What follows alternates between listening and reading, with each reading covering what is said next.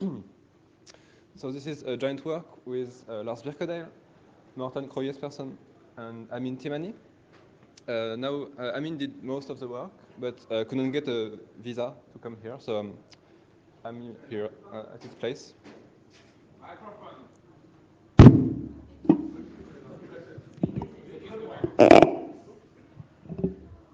Is it okay? Yeah. Okay. So Haskell's ST monad provides basically two things. First, it provides ML-style mutable references, and also a way to run them from anywhere, and in a way that is encapsulated. This way, the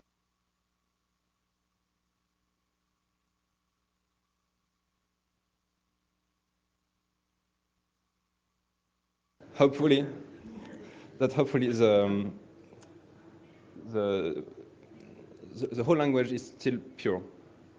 So what we did is that we took a system F-mu, which is basically the polymorphic lambda calculus with full recursive types and full recursive functions. And we added a built-in notion of ST monad. And then we tried to prove results on this new language.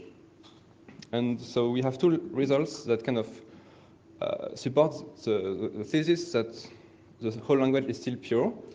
So first, we prove a series of contextual refinements that are kind of characteristic of pure languages.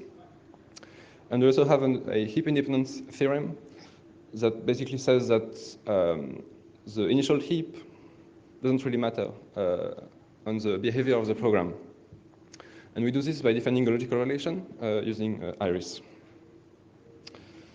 So here, the ST monad has two type parameters. The first, that we will write rho in the remainder, is basically a phantom type, and then tau is a type of the computation. And so it provides ML-style mutable references of type stref, rho, and tau.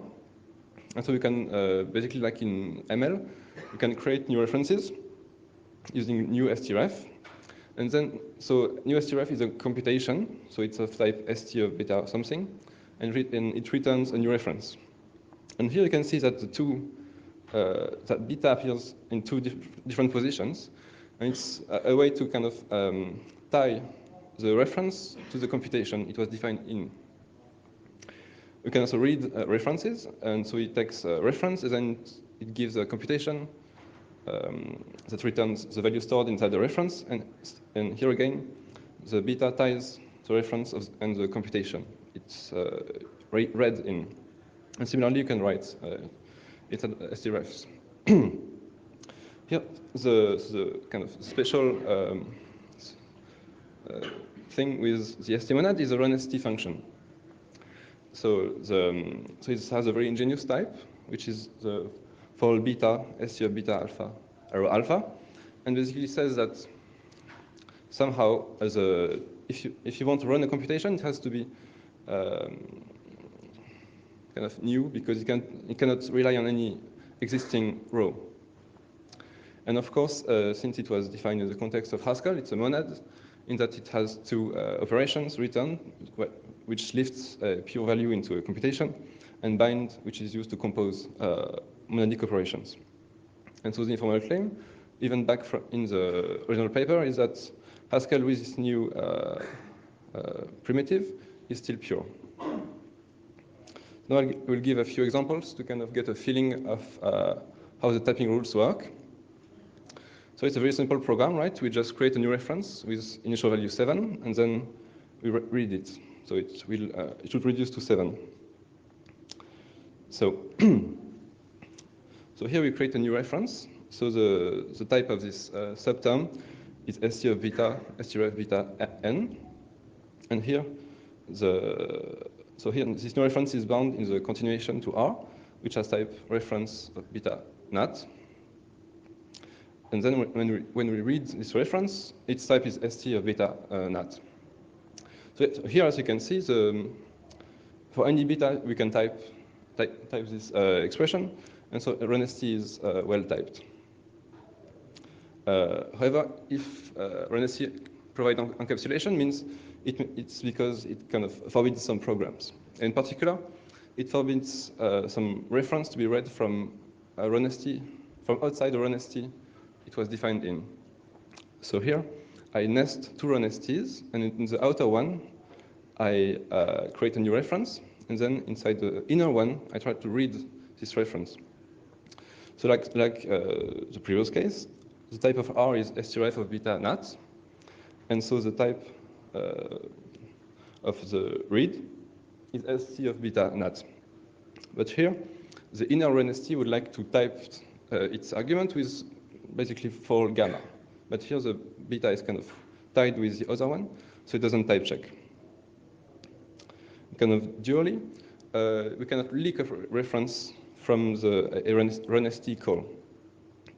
So here we just try to create a new reference and then return it by running it to the runST function. And here it doesn't work because the whole type would be strf of beta n. But if we look at the type of runST, beta is only bound in the argument, but not in the result type. So basically, we cannot leak references, and we cannot use new existing references. So now we kind of hopefully see informally why it's encapsulating effects.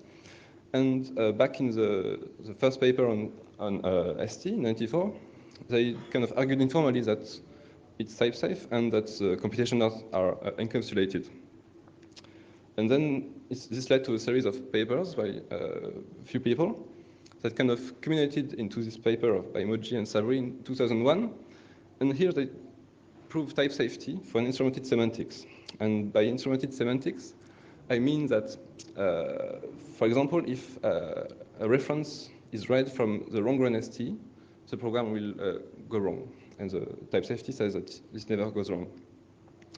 And so they did it for a call by name version, and also for the first time for a call by need language. So here inside we take kind of a different approach to this problem. And instead of proving type safety, we want to prove that the language with those new primitives is still pure.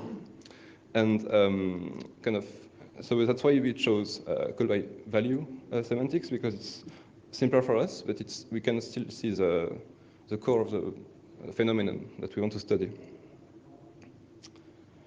Okay, so to express the first formal result that we have, I need to define something.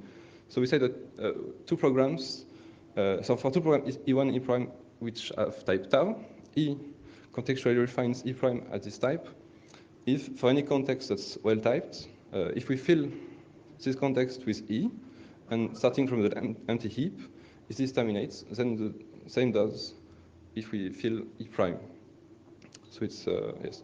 And the symmetric version of this is, of course, contextual equivalence. And so we prove a series of contextual equivalence and refinements. And here there is an extract. So the first one basically says that we can, in any context, we can replace the unit element by any computation that has type unit. The second one says that basically the order of evaluation doesn't matter, which is kind of which would be obviously false in like ML, right? Because effects would not commute. And the third one says that we can basically duplicate and contract computations. These are the same. And the last one says that basically if the first thing a function does is compute some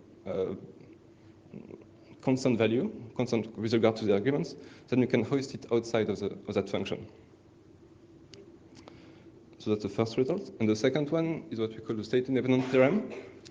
And so it basically says that if there exists any heap under which a program can run, then this program can run under any heap, including the empty heap, which kind of strongly suggests that E cannot read any reference, obviously.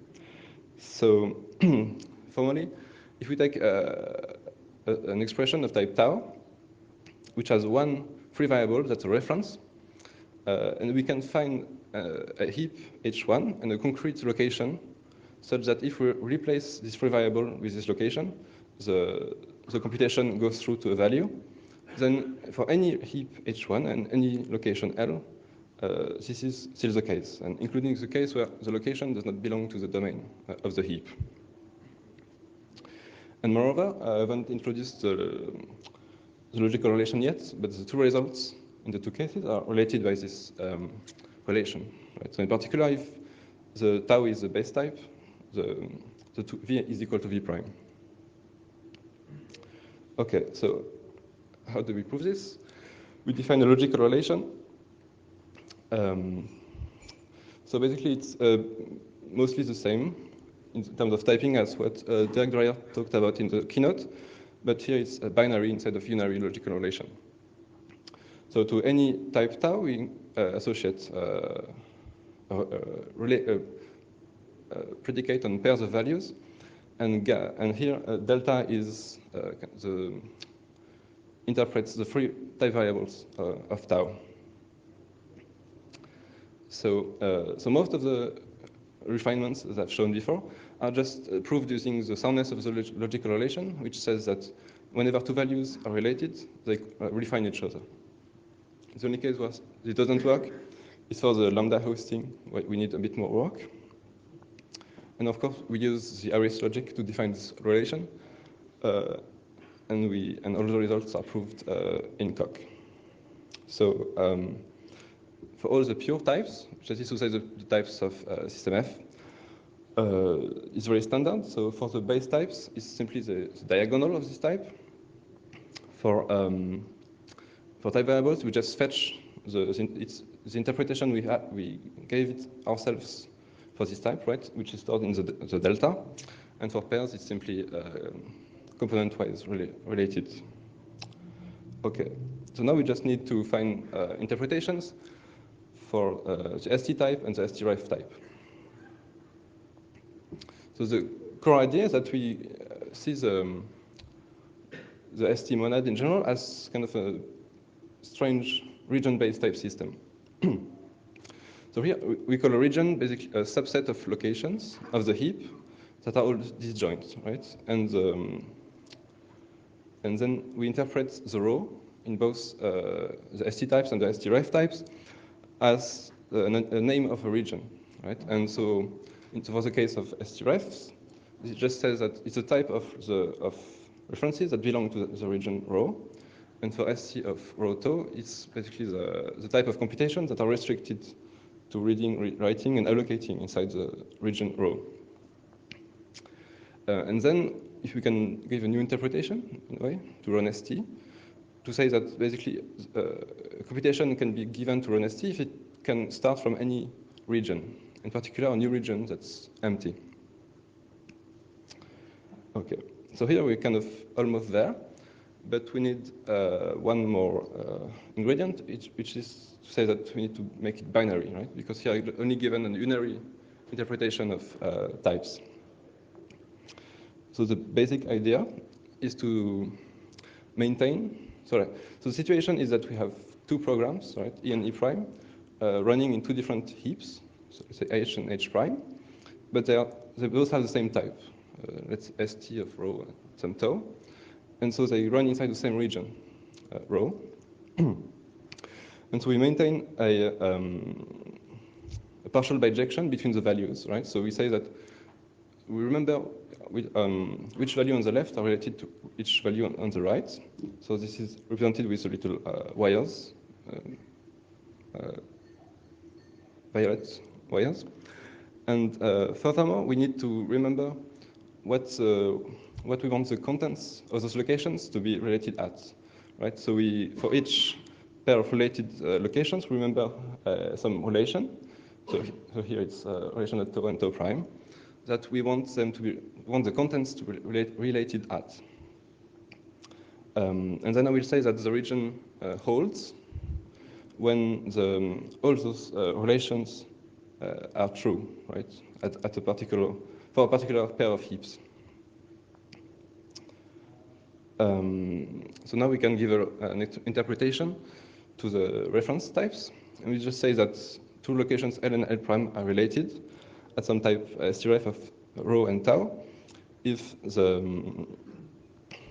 basically the L and L prime belong to the partial bijection, and we remember that their contents should be related at the type tau, right?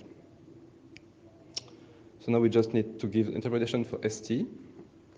So it's written in English. So we say that, so two values, here V and V prime are ST values, so they're basically computations that can be run using runST. Right? And we said that for any heap H and H prime, if so IRIF has a notion of ghost state, right? So here we have a notion of current heap for the left and the right hand side. And so if we say that if the left and right hand sides are H and H prime, and if the region holds before the computations, and the V wrapped with runST can reduce to some value W and heap H2, then so does the right program. And moreover, we can update the logical state, this is to say the ghost state, so that the new current heaps are the H2 and H2 primes, and the region rho still holds for the new heaps. So maybe there will be new references allocated and so on, right? And the resulting values, of course, need to hold. So the results of the computation need to be related at the type of the computation.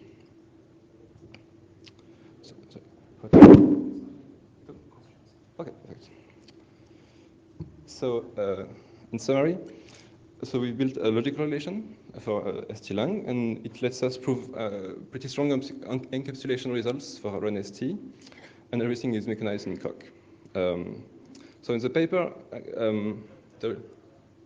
there is a logical relation, the full definition, and with, of course, more formal. And in particular, the biggest kind of simplification I've made is here when I say we can update the logical state. So actually, in what the director said, they would use basically Hoare triples. And here we define the new triple that's based on the feature modality that lets us do kind of more fine reasoning on equivalence. And we also explain how to prove the hoisting refinements.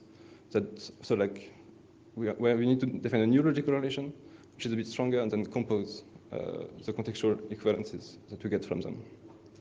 Thank you.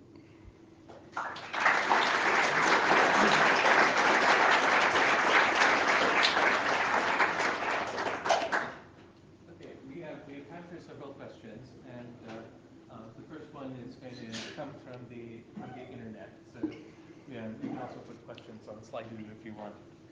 So the question is, Ohad Kamar says, good work. Do you have any ideas about how to continue this development to a possible world monadic denotational semantics? No.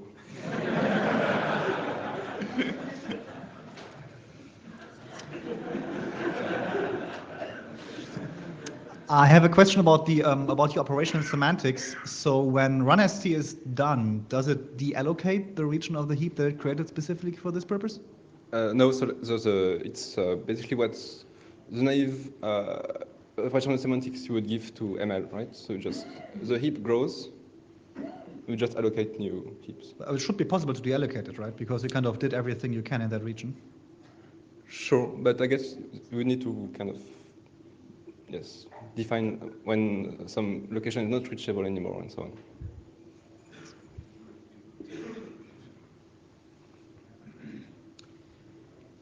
So in Haskell, runST has several unsafe operations in it. Can I use your logical relation to establish something like semantic type soundness for these operations? So my feeling is that basically we've kind of merged the unsafe operation and then the safe typing on top of it, right? So like we could see the read and write on references as unsafe operations and then wrap them around with the types they have. So I guess the answer is yes. Okay, thanks.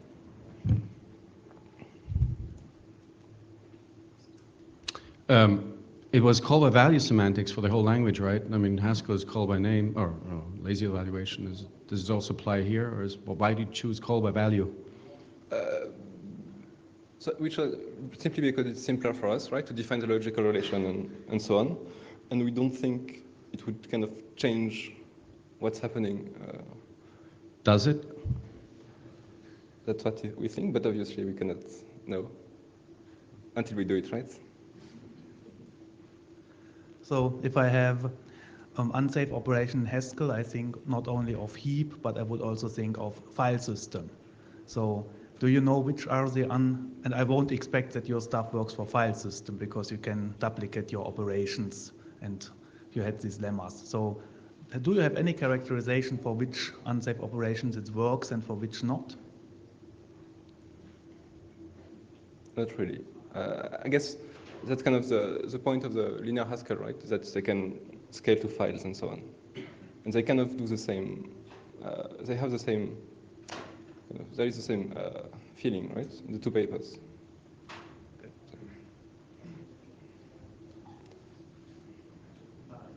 Are there any more questions?